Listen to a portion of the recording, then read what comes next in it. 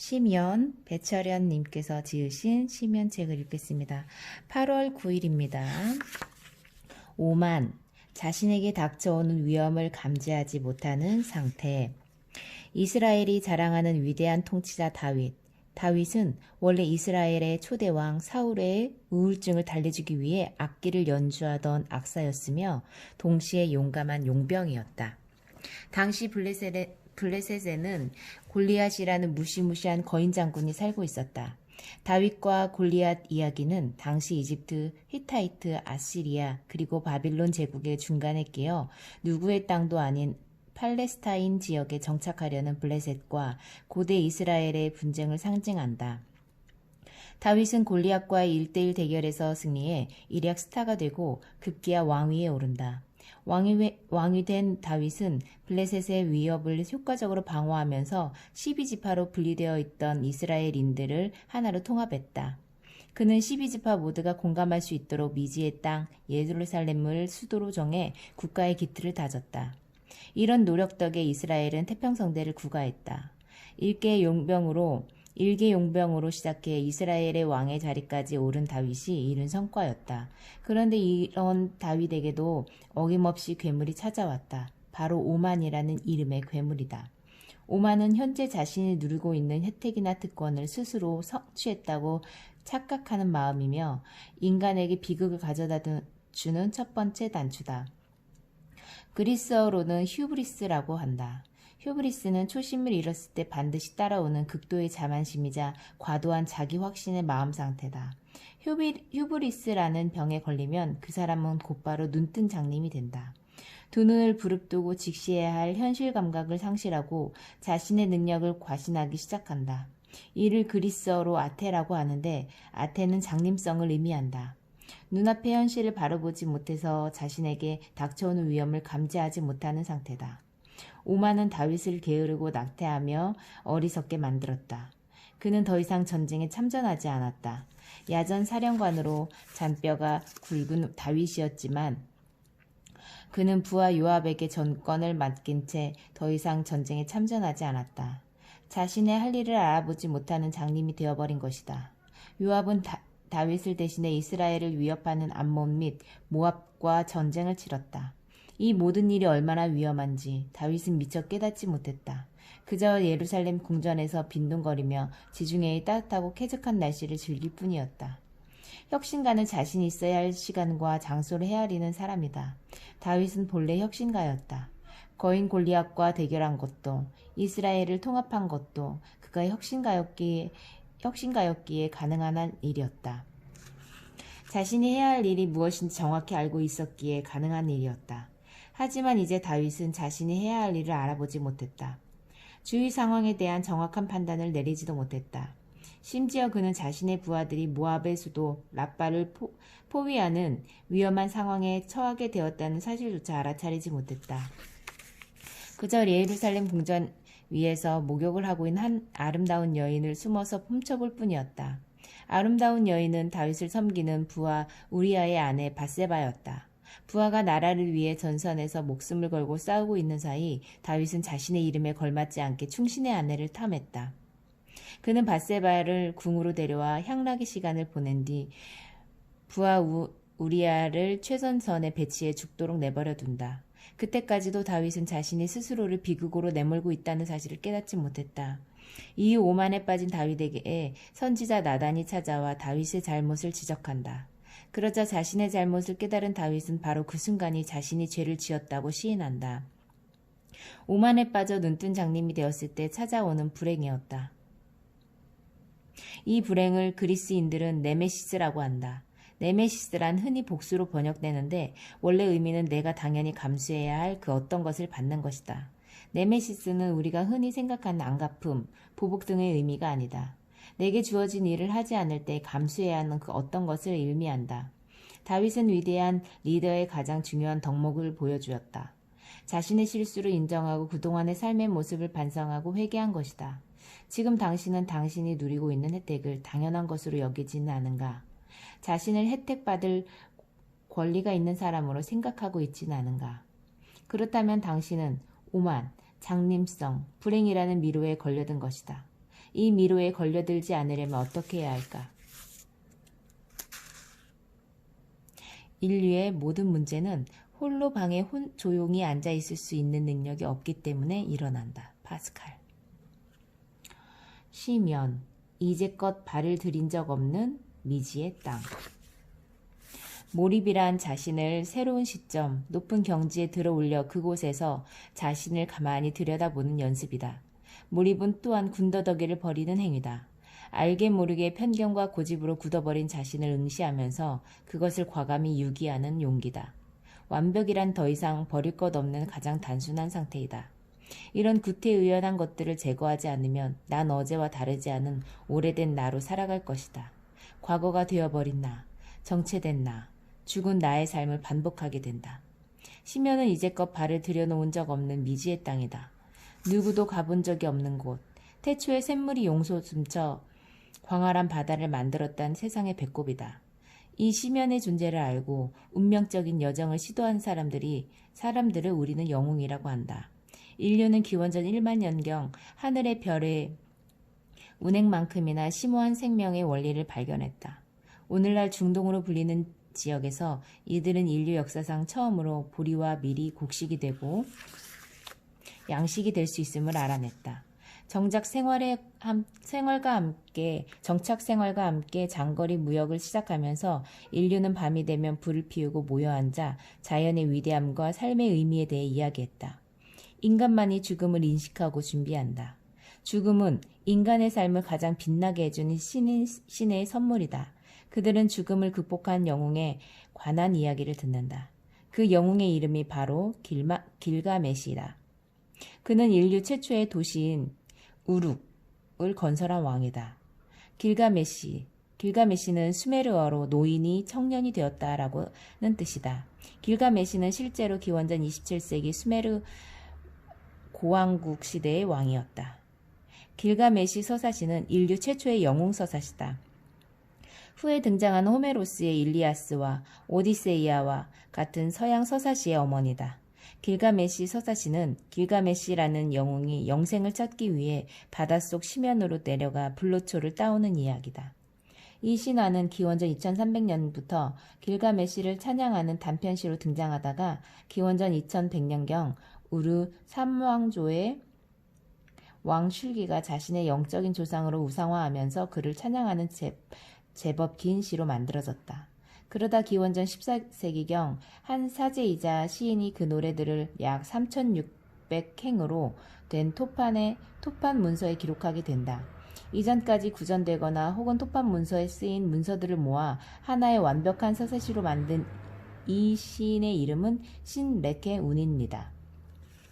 길가메시 서사시는 인간의 궁극적인 가치가 무엇인가에 대해 묻는다. 우르그의 왕으로 절대 권력을 추구한 길가메시는 명성, 권력, 부가 자신에게 행복을 가져다 주리라고 믿었다. 서사시의 전반부에서 길가메시는 심지어 신들에게 도전해 우주의 질서를 무너뜨린다. 신, 레케, 우닌니는 세속적인 명성을 쫓던 길가메시를 영생을 찾아 헤매는 영웅으로 묘사하기 위해 가상의 인물을 만든다. 바로 엔키두다. 엔키두는 이전의 길가메시 이야기에서는 그의 종으로 등장했다. 그러나 신, 레케, 우닌니는 그를 길가메시의 친구이자 제2의 자아로 재창작해 이야기를 전개한다. 길가메시가 반신반인적 존재라면 엔키두는 반인반수적 존재다. 이는 백향목을 지키는 괴물 후 와와를 죽이는데 백향목은 특별한 목재로서 메소포타미아의 지구라트의 지성소와 이집트 파라오들이 사후에 부활하기 위한 의례용 범선을 제작할 때 사용하는 성물이다. 길가메시와 엔키두는 후와와를 죽인 후 겁도 없이 전쟁의 여신 이슈타르를 욕보이고는 그녀가 보낸 하늘의 황소 구갈라라도 죽인다. 이로써 길가메시는 신들이 가진 명성과 권력을 손에 쥐는 듯했다. 하지만 신들은 호락호락한 존재가 아니다. 신들은 엔키두를 병들어 죽게 한다. 제2의 자아인 엔키두가 죽자 길가메시는 자신이 신들처럼 영원히 사는 존재가 아니라 엔키두처럼 죽을 수 있는 존재라는 사실을 깨닫는다. 그는 이제 죽음의 노예가 됐다. 그는 인간으로 태어났지만 지하 세계에서 영원히 살고 있다는 우투나 피쉬팀에 대한 소문을 듣는다. 그는 우투나 피쉬팀처럼 영생의 비밀을 알아내고 싶어 그를 찾아 나선다. 그런데 문제가 생긴다. 그를 만나려면 돌아올 수 없는 바다를 건너 지하세계로 내려가야 한다. 지하세계는 죽은 후에나 갈 수 있는 타부의 땅이다. 길가메시는 살아있는 동안에 삶의 죽음의 무시무시한 경계인 땅인 지하세계로 여행을 떠난다. 우여곡절 끝에 우투나 피쉬팀을 만난 그는 깜짝 놀란다. 우투나 피쉬팀이 자신과 똑같이 생겼기 때문이다.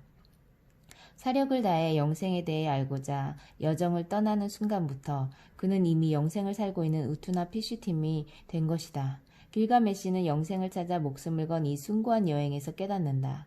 영생이란 영원히 사는 것이 아니라 순간을 영원처럼 사는 기술, 즉 영생을 추구하는 삶 자체라는 것을.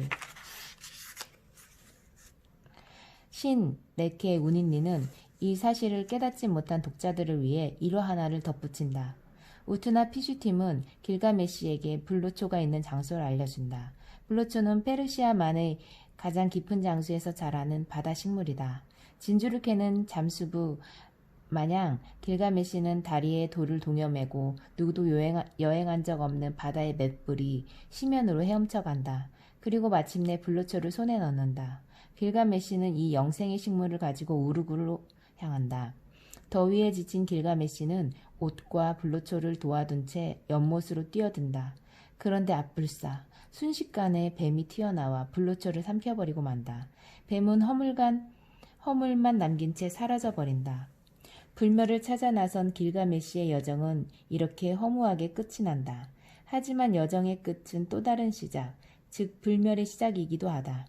길가메시는 자신만의 심연 여행을 통해 불멸의 비밀을 알아낸다. 그것은 불멸을 추구하고 심연의 여정을 떠나는 그 순간이 바로 영생이라는 깨달음이다. 또한 여정의 끝장면이 토판 문서에 기록됨으로써 길가메시는 죽음에 대항한 영웅으로 길이 남았다.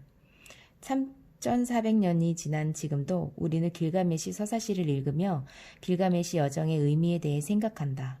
이것이 길가메시 여정의 끝이 불멸의 시작인 이유다. 신 레케 우닌니는 길가메시 서사시를 다음과 같이 시작한다. 샤 나그바 임무루 이시디 마티. 이 언어는 고대 바빌로니아어의 발음을 적은 것이다. 이 문장을 번역하면 나라의 기초인 시면을 본 자다. 영웅이란 두려움 없이 여정을 시작하는 사람이다. 또한 신에게 도전하고 자신의 시면을 보는 사람이다. 신 레케 우닌니는 계속해서 노래한다. 루크탐 일라캄 마하니으 슈프슈시. 번역하면 그는 먼 길을 떠나 거의 죽을 뻔했지만 오히려 새 힘을 얻었다이다. 길가메시는 먼 길의 여정에서 그리고 죽음의 고통 속에서 오히려 새로운 생명의 힘을 얻었다. 죽음 속에서 삶을 발견했고 고통 속에서 삶의 희열을 발굴했다. 그렇다면 내가 감행해야 하는 인생의 여정은 어디로 향해 있는가? 내가 추구해야 하는 나의 시면은 지금 어디에 있는가? 자각, 비로소 찾아오는 깨달음의 순간. 괴물, 나를 조정하는 내 안의 또 다른 나. 매일 아침 정신을 깨우기 위해 묵상을 하듯 몸을 깨우기 위해 달리기를 한다. 사실 묵상과 달리기는 별개가 아니다. 묵상이 달리기이고 달리기가 묵상이다. 새로운 하루를 신나게 살기 위한 통과 의례다. 숨이 차오르고 심장이 터질 것 같은 상황에 이르면 잠시 속도를 늦추며 숨을 고른다. 그러고 나면 마음속 누군가가 내게 말을 걸어온다. 다시 달려. 그 소리에 나는 다시 달리기 시작한다. 그러다가 또다시 한계에 이르며 멈춰서고 다시 달리고를 반복하는 것이 나의 조깅 의례다. 묵상을 할 때도 달리기를 할 때도 내가 가장 무서워하는 것은 순간순간 나를 주저앉히는 괴물이다. 이 괴물은 내게 패배의 쓰라림을 안겨준다. 이 괴물은 바로 내 안에서 나를 조종하는 또 다른 나다.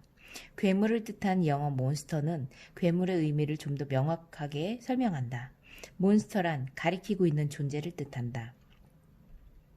한쪽과 다른 한쪽을 구분하는 경계를 손가락으로 가리키는 존재를 뜻한다. 마음속 몬스터는 익숙하고 게으른 과거로 돌아가라고 끊임없이 나를 유혹한다. 사람들은 이 경계에서 쉽게 포기를 선택한다. 철학자 아리스토텔레스는 소포클레스의 오이디푸스 왕을 가장 위대한 비극, 가장 위대한 문학작품으로 평가했다. 비극은 필연적으로 타락하는 주인공을 통해 우리 자신의 모습을 투영하도록 연습시킨다. 오이디푸스는 테베의 왕 라이오스와 왕비 요가스타의 아들로 태어났다. 라이오스 왕은 델피의 아폴로 신전에서 새로 태어난 아들의 운명에 관한 신탁을 문의한다. 신탁은 언젠가 아들이 아버지를 죽일 것이라는 끔찍한 내용이었다. 라이오스는 갓난아기의 뒤꿈치를 꽁꽁 묶어 기어다닐 수 없게 만든다. 그러나 그것으로도 성에 차지 않아 라이오스는 급기야 신하에게 아기를 산에 버려 죽게 하라고 명령한다.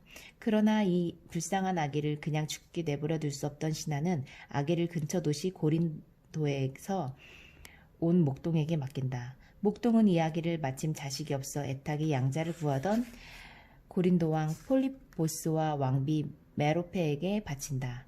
아기의 발꿈치가 부어있는 것을 본 폴리보스는 아기에게 발이 부은 아이, 즉 오이디푸스라는 이름을 지어준다.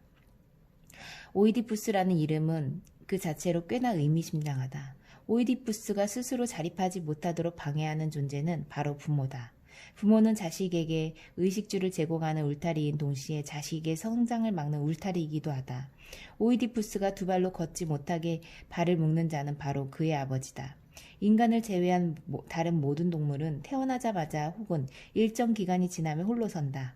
자신의 운명을 스스로 개척하는 것이다. 인간만이 유일하게 예외다. 부모의 울타리에서 떠나지 못하고 영원한 유아 상태에 머무는 경우가 허다하다. 세월이 지나 오이디푸스는 자신이 사생아라는 사실을 알게 된다. 이 깨달음의 순간에 그는 홀로 서기를 시작한다. 자신이 누구인지 알아내기 위해 신탁을 받고자 델피로 향한다. 신탁의 결과는 해결책이나 쉬운 답이 아니라 오히려 딜레마를 선사한다. 주인공은 이 딜레마를 헤쳐 자립에 도달할 수 있기 때문이다. 신탁은 오이디푸스가 자신의 부모를 살해할 문명이라고 일러준다. 그는 자신의 끔찍한 운명을 피하고자 결단을 내린다. 즉 고린도로 돌아가지 않고 델피 근처에 있는 테베로 향한다. 그러나 그곳은 오이디푸스의 친부모가 있는 도시가 아니던가. 테베로 향하던 중 오이디푸스는 세 갈래 길로 교차하는 곳에 이른다.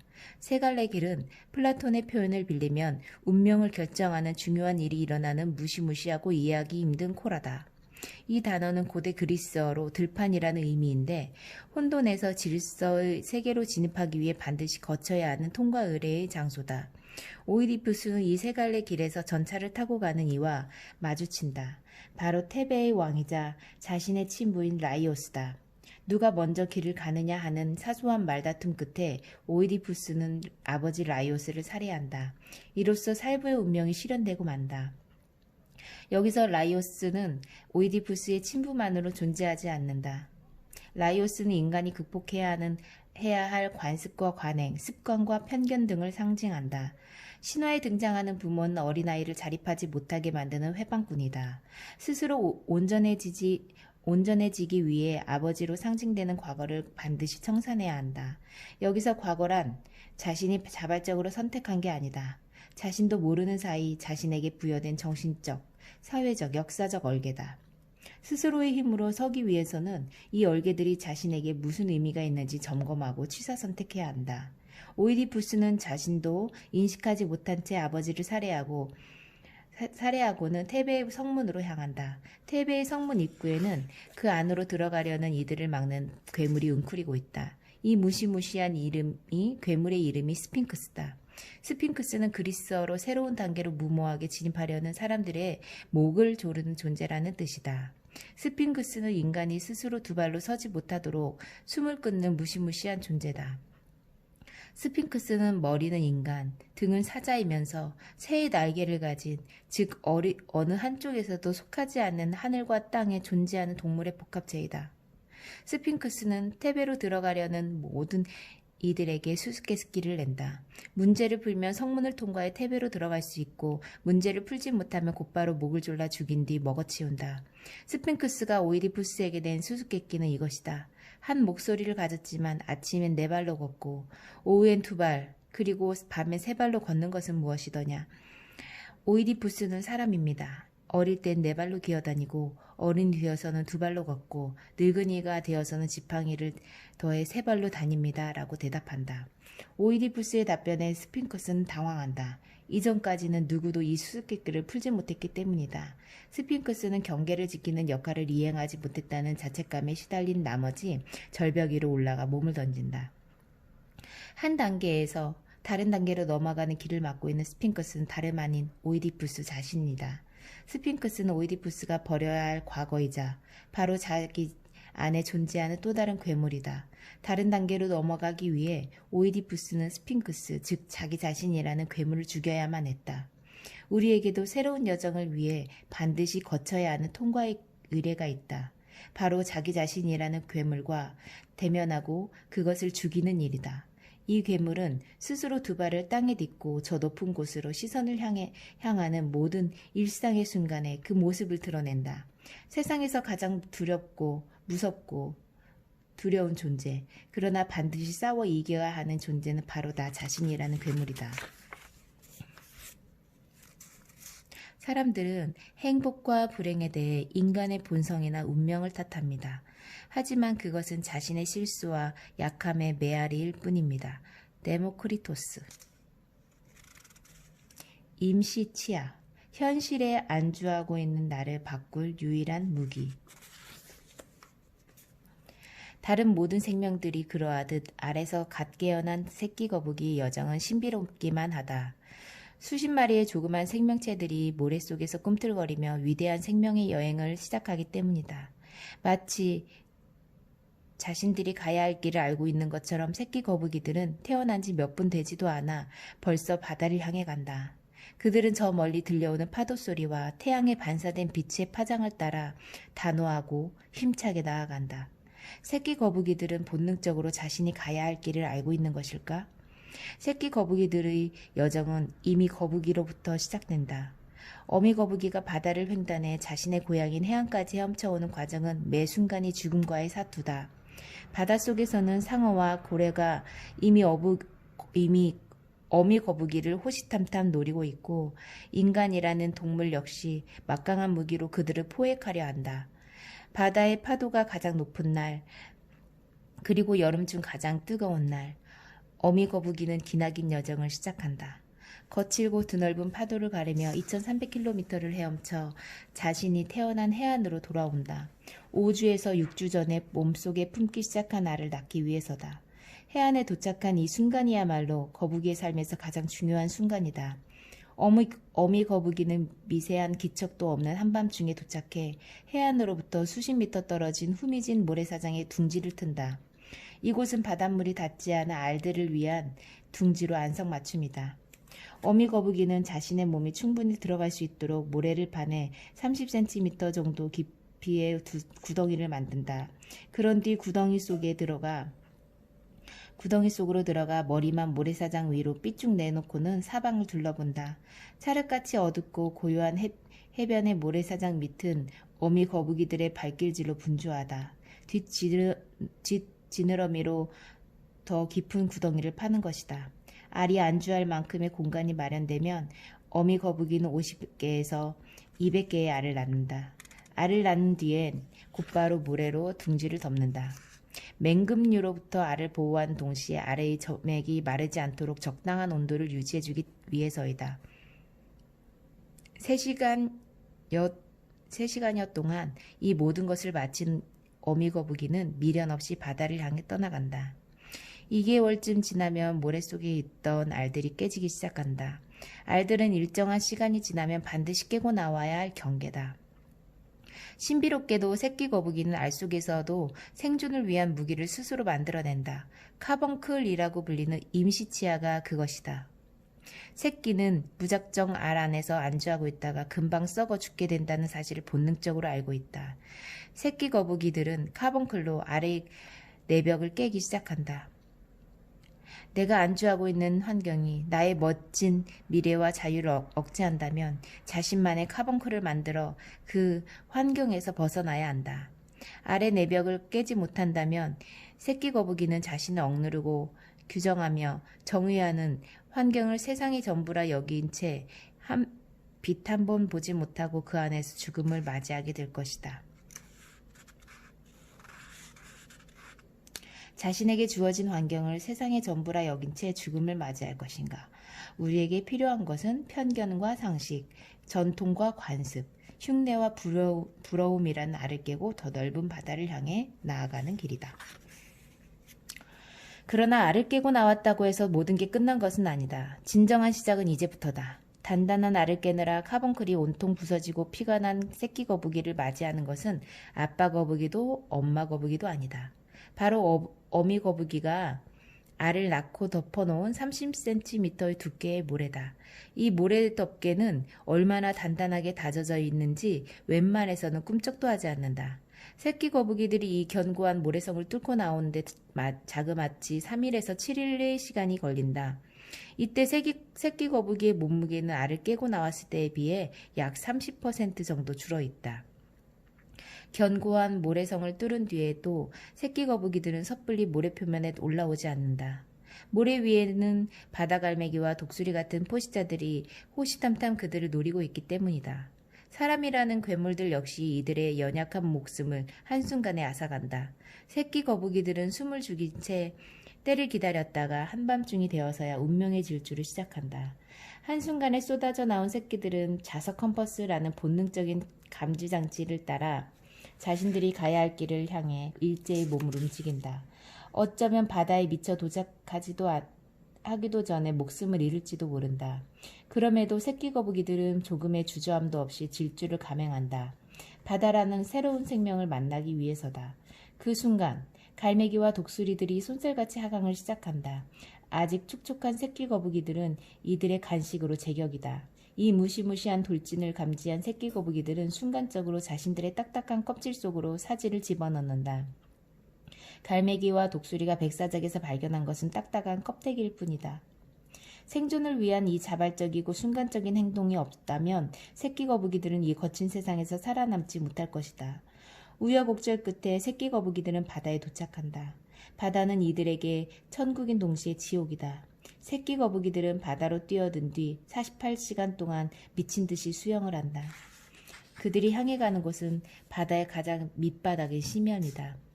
이곳은 그들이 가야 하는 본연의 장소다. 그곳에는 이들을 위협하는 큰 물고기들이 많지 않다. 뿐만 아니라 수압이 높아서 자신을 보호하고 있는 등딱지와 배딱지를 단단하게 만드는 수련의 장소이기도 하다. 이곳에서 새끼 거북이들은 자신만의 인생 여정을 시작한다. 바다 거북이의 생후 1년간의 바다 생활을 관찰한 이는 거의 없다. 그래서 이 기간을 실종의 기간으로 불린다. 이 1년을 홀로 그리고 스스로의 힘으로 살아남아야 비로소 바다 거북이의 삶을 시작할 수 있다. 1년이 지나면 떠다니는 미역에 몸을 실어 영양을 보충한다. 그리고 20년이 지나면 짝짓기를 한다. 짝짓기에 성공한 암 거북이는 자신이 태어난 곳으로 돌아가 알을 낳는다. 새끼 거북이가 어른 거북이가 되어 다시 고향으로 돌아오는 것이다. 하지만 이렇게 될 확률은 고작 0.1%에 불과하다. 1000마리 중에 1마리만 생존할 뿐 대부분 이 기나긴 여정 속에서 죽음을 맞이한다. 지금 경계에 서 있다면 새끼 거북이처럼 자신을 둘러싸고 있는 경직된 세계관을 깨야 한다. 나를 보호하고 감싸주던 알이 나를 감금한 채 죽게 만드는 무덤이 될 수도 있기 때문이다. 나를 둘러싸고 있는 세상을 알로 인식하는 순간 입 안에서 카본클이 돋아난다. 카본클은 내가 갇혀있는 이 세계가 세상의 전부가 아니라는 것을 깨닫게 하는 도구다. 이 카본클로 우리는 편견과 상식, 전통과 관습, 흉내와 부러움이라는 알을 깨고 더 넓은 바다를 향해 나아가야 한다.